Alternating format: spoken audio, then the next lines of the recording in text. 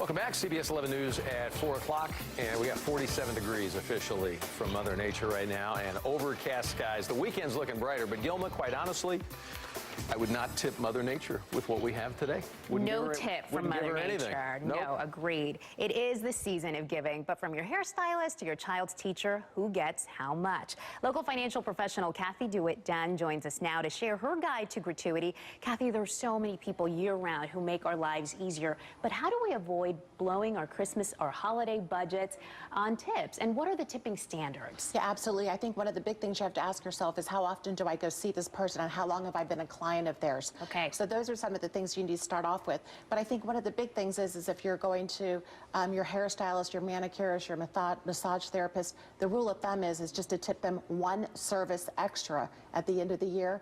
And also on your hairstylist, you should be tipping them 15 to 20% on an ongoing basis. Every time. Yeah, because you never know if you're going to have an emergency or you need that last minute appointment, they're going to remember you. Right, and how our hair looks matters. That does count. Cathy, who might we be forgetting? Because it is a busy year. Like we mentioned, there's so many people who help make our lives easier. Yeah, absolutely. I think, some of the people that we've left out in the past are maybe the person who walks our dog, the person who's at the condo at our apartment building, our landscaper, the trash collector, all of these people that impact our lives on a monthly basis. Those are really people that, an extra tip would really be nice.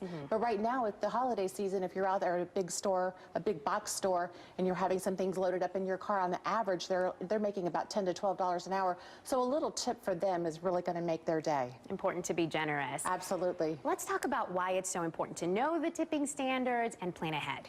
Well, I think one of the things that you always have to think about is during the year we tip on all these different services. When we go out of town, when we're at restaurants, you need to always make sure that you know how much your trip is going to be, what your tipping is going to be, because you definitely don't want to end up, blowing your budget just on tipping, because that's actually going to be a standard item when you're budgeting for all of these expenses. So that's something to really consider. And Cathy, we talked about who to tip, but who should we not tip? We're technically not allowed to tip them. Yeah, absolutely. The United States Postal Mail Carrier Services. So it's illegal to tip them, however, to give them money in cash, but you could give them like a little drink or a little package of food, but it's definitely something that you want to avoid giving them cash or a gift card. And saying thank you goes a long way. Yeah, absolutely. And you don't have to really spend a lot of money. Just a nice little card of thank you and showing your gratitude doesn't cost anything except your time. Great advice. Thank you so much, Cathy. And we do have a link to Cathy's tipping guide on our website, cbsdfw.com. Just click on links and numbers.